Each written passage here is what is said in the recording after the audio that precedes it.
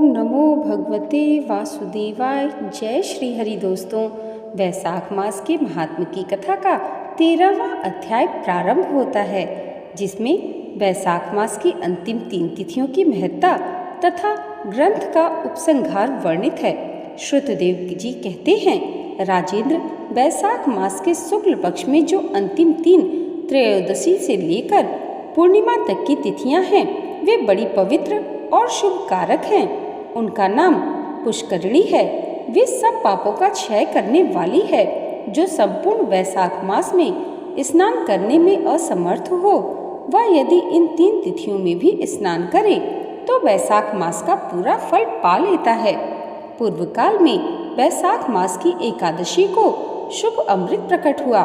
द्वादशी को भगवान विष्णु ने उसकी रक्षा की। त्रयोदशी तिथि को उन श्री हरि ने देवताओं को सुधा पान कराया। चतुर्दशी को देव विरोधी दैत्यों का संहार किया और पूर्णिमा के दिन समस्त देवताओं को उनका साम्राज्य प्राप्त हो गया। इसलिए देवताओं ने संतुष्ट होकर इन 3 तिथियों को वर दिया। वैशाख मास की ये 3 शुभ तिथियां मनुष्यों के पापों का नाश करने वाली तथा उन्हें पुत्र पौत्रादि फल देने वाली हैं। जो मनुष्य इस संपूर्ण मास में स्नान न कर सका हो, वह उन तिथियों में स्नान कर लेने पर पूर्ण फल को ही पाता है। वैशाख मास में लौकिक कामनाओं का नियमन करने पर मनुष्य निश्चय ही भगवान विष्णु का सायुज्य प्राप्त कर लेता है। महीने भर नियम निभाने में असमर्थ मानव यदि उक्त 3 दिन की कामनाओं का संयम कर सके तो उतने से ही पूर्ण फल को पाकर भगवान विष्णु के धाम में आनंद का अनुभव करता है। इस प्रकार वर देकर देवता अपने धाम को चले गए। अतः पुष्करिणी नाम से प्रसिद्ध अंतिम 3 तिथियां पुण्यदायिनी, समस्त पाप राशि का नाश करने वाली तथा पुत्र पौत्रों को बढ़ाने वाली हैं। जो वैशाख मास में अंतिम 3 दिन गीता का पाठ करता है, उसे प्रतिदिन अश्वमेध यज्ञ का फल मिलता है।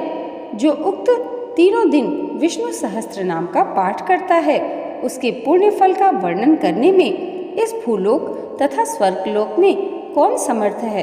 पूर्णिमा को सहस्त्र नामों के द्वारा भगवान मधुसूदन को दूध से नहलाकर मनुष्य पापहीन वैकुंठ धाम में जाता है। वैशाख मास में प्रतिदिन भागवत के आधे या चौथाई श्लोक का पाठ करने वाला मनुष्य ब्रह्म भाव को प्राप्त होता है। जो वैशाख के अंतिम 3 दिनों में भागवत शास्त्र का श्रवण करता है, वह जल से कमल के पत्ते की भांति कभी पापों में लिप्त नहीं होता। उक्त तीनों दिनों के सेवन से कितने ही मनुष्यों ने देवत्व प्राप्त कर लिया, कितने ही सिद्ध हो गए और कितनों ने ब्रह्मत्व पा लिया।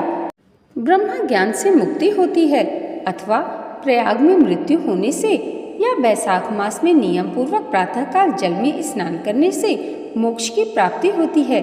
इसलिए वैशाख के अंतिम 3 दिनों में स्नान, दान और भगवत पूजन आदि अवश्य करना चाहिए। वैशाख मास के उत्तम महात्मा का पूरा वर्णन रोग शोक से रहित जगदीश्वर भगवान नारायण के सिवा दूसरा कौन कर सकता है। तुम भी वैशाख मास में दान आदि उत्तम कर्म का अनुष्ठान करो, इससे निश्चय ही तुम्हें भोग और मोक्ष की प्राप्ति होगी। इस प्रकार मिथिलापति जनक को उपदेश देकर श्रुतदेव जी ने उनकी अनुमति ले वहां से जाने का विचार किया। तब राजर्षि जनक ने अपने अभ्युदय के लिए उत्तम उत्सव कराया और श्रुतदेव जी को पालकी पर बिठाकर विदा किया।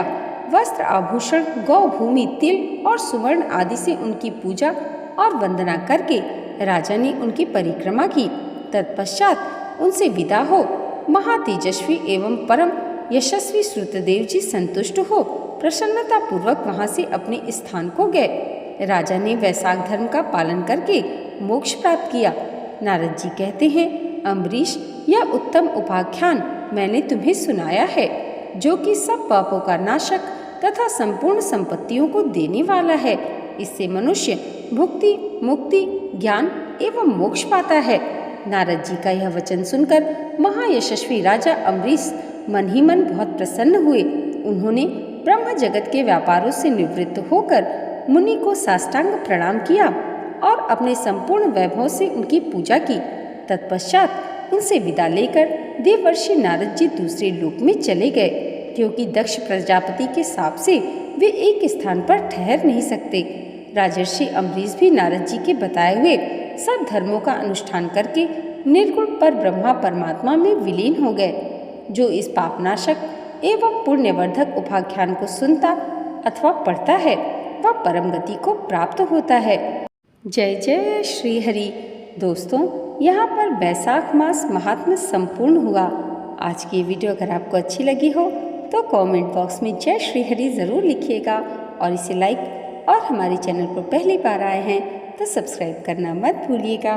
भगवान श्री हरि की कृपा आप सबके जीवन पर सदैव ऐसे ही बनी रहे, इसी मंगल कामना के साथ मिलते हैं अगली वीडियो में। तब तक के लिए जय माता दी, जय श्री हरि।